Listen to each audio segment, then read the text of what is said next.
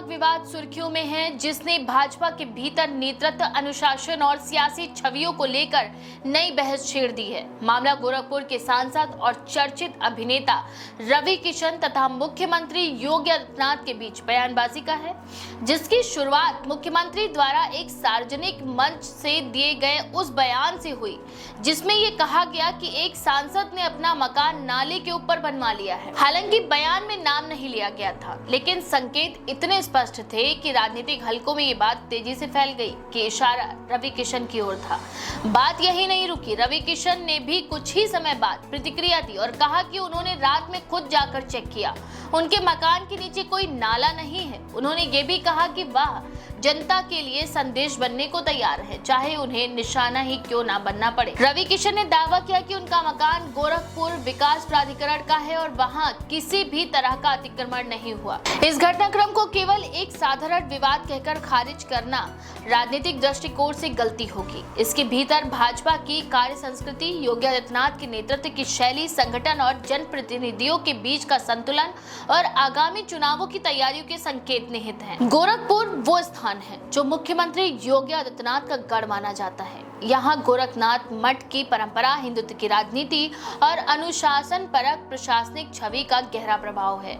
ऐसे में अगर गोरखपुर का सांसद ही कथित अतिक्रमण में लिप्त पाया जाता तो ये सीधे मुख्यमंत्री की प्रतिष्ठा पर सवाल उठाता। लेकिन योगी ने जब खुद सार्वजनिक मंच से इस ओर संकेत किया तो ये समझना आवश्यक हो गया कि क्या ये केवल प्रशासनिक चेतावनी थी या इसके पीछे कोई गहरा राजनीतिक संदेश छिपा था। रवि किशन ने जिस शैली में प्रतिक्रिया दी वह बेहद दिलचस्प है। उन्होंने ना तो मुख्यमंत्री पर कोई व्यक्तिगत हमला किया, ना ही भाजपा संगठन पर कोई प्रत्यक्ष टिप्पणी, लेकिन उनकी बातों में वह व्यंग भी था, जो ये भी दर्शाता है कि वे खुद को निशाना बनाए जाने को एक रणनीति के हिस्से के रूप में देख रहे हैं। उन्होंने कहा कि वह अभिनेता हैं और सांसद भी, इसीलिए उनसे जुड़ी कोई भी बात तुरंत वायरल हो जाती है। इस वायरल होने का लाभ ये होता है कि जनता तक बात पहुंच जाती है और लोग सतर्क हो जाते हैं। इस वक्तव्य से ये भी संकेत मिलता है कि रवि किशन अपने आप को एक ऐसा संप्रेषण माध्यम मानते हैं जिसके जरिए पार्टी जनता तक संदेश पहुंचा सकती है, और अगर ऐसा करने के लिए उन्हें राजनीतिक निशाना भी बनना पड़े तो वे तैयार हैं। एक ओर ये बयान अनुशासित सिपाही की छवि पेश करता है तो दूसरी ओर ये सत्ता के केंद्र के पास संदेश भी छोड़ जाता है कि रवि किशन अकेले नहीं है, उनका समर्थन करने वाला एक बड़ा वर्ग है, विशेष रूप से युवा और भोजपुरी भाषी मतदाता। भाजपा की राजनीति में यह अक्सर देखा गया है कि केंद्रीय नेतृत्व से आए लोकप्रिय चेहरे जब स्थानीय राजनीति में उतरते हैं तो संगठन के अंदर विरोध और असहजता उत्पन्न होती है।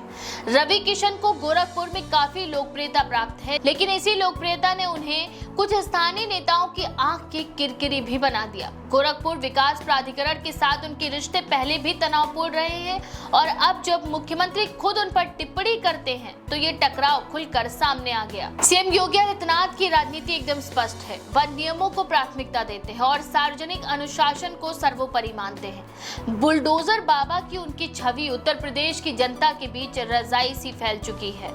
उनके शासनकाल में अतिक्रमण हटाने की मुहिम ने अपराधियों, नेताओं और आम नागरिकों में भी भय और सम्मान दोनों का संचार किया है।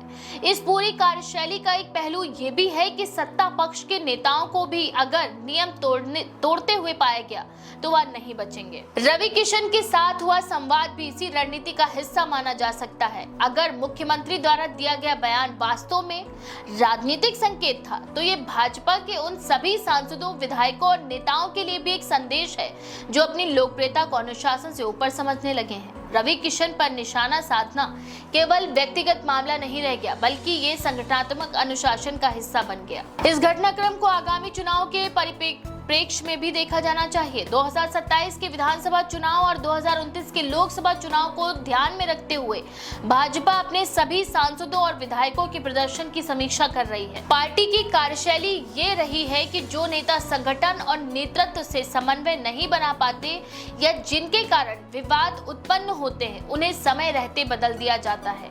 रवि किशन के मकान को लेकर उठाया गया ये मुद्दा कहीं ना कहीं उनके भविष्य के टिकट पर भी असर डाल सकता है, खासकर जब वह मुख्यमंत्री के गढ़ से आते हैं और वहां कोई चूक पार्टी की छवि को नुकसान पहुंचा सकती है। हालांकि रवि किशन की प्रतिक्रिया एक ऐसे नेता की रही है जो पार्टी के प्रति निष्ठावान है, लेकिन वह ये भी स्पष्ट कर गए हैं कि उन्हें बेवजह टारगेट किया गया है। उन्होंने जीडीए के कागजातों का हवाला दिया और कहा कि नाले का कोई अस्तित्व उनके मकान के नीचे नहीं है। उन्होंने ये भी कहा कि वह संगठन का हिस्सा है और पार्टी के हर फैसले को स्वीकार करेंगे, मगर उनके शब्दों की गंभीरता को नजरअंदाज नहीं किया जा सकता। विपक्ष ने इस पूरे विवाद को भाजपा की आंतरिक लड़ाई करार दिया है। समाजवादी पार्टी ने कहा कि ये बताता है कि पार्टी के अंदर कितना भय का माहौल है। कांग्रेस ने टिप्पणी की कि भाजपा अब अपने ही सांसदों पर बुलडोजर चलाने को तैयार है और जनता की समस्याएं पीछे छूट चुकी हैं। बहुजन समाज पार्टी ने इस विवाद को भाजपा की आंतरिक गुटबाजी का परिणाम बताया। गोरखपुर में इस विवाद ने भाजपा कार्यकर्ताओं के बीच भी हलचल पैदा कर दी है। कुछ कार्यकर्ता खुलकर रवि किशन के समर्थन में हैं, तो कुछ का मानना है कि पार्टी में अनुशासन सर्वोपरि होना चाहिए और अगर कोई सांसद या विधायक गलत करता है तो उस पर कार्रवाई होनी ही चाहिए, चाहे वह कितना भी बड़ा नाम क्यों ना हो। ये विवाद पार्टी नेतृत्व के सामने एक चुनौती भी बनकर उभरा है। एक और योगी आदित्यनाथ की सख्त छवि और कार्यशैली है, दूसरी ओर रवि किशन जैसे जनप्रिय चेहरे जिनके माध्यम से भाजपा भोजपुरी भाषी क्षेत्रों में प्रभावी प्रचार करती रही है। इस संतुलन को बनाए रखना और दोनों पक्षों को साथ लेकर चलना पार्टी की रणनीति के लिए महत्वपूर्ण है। सत्ता के अंदर ये टकराव कहीं ना कहीं ये भी दर्शाता है कि भाजपा अब केवल व्यक्तित्व के आधार पर काम नहीं कर रही, बल्कि हर नेता को संगठन के अनुशासन के भीतर रहना होगा। पार्टी नेतृत्व का ये संदेश बहुत गहरा है कि कोई भी व्यक्ति संगठन से बड़ा नहीं हो सकता।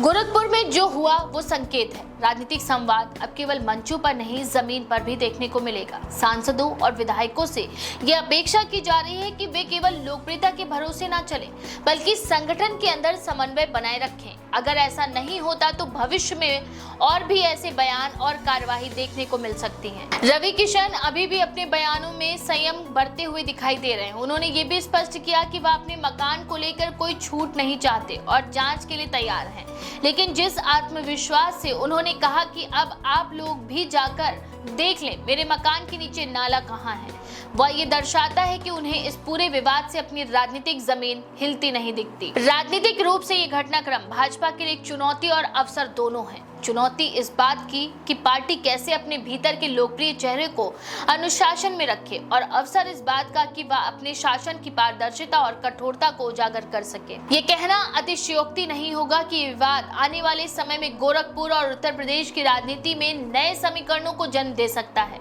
रवि किशन जैसे चेहरे यदि संगठन में अपने लिए नई जगह नहीं बना पाते तो वह अन्य विकल्पों की तलाश कर सकते हैं। हालांकि अभी के लिए उन्होंने ये संकेत नहीं दिया कि वह पार्टी से अलग हो सकते हैं, लेकिन राजनीति में संभावनाओं के दरवाजे कभी बंद नहीं होते। सारांश रूप में कहा जा सकता है कि नाले पर बना मकान केवल एक बहाना था। असली मुद्दा राजनीतिक सत्ता के केंद्र और उसके इर्द गिर्द घूमती महत्वाकांक्षाओं का है।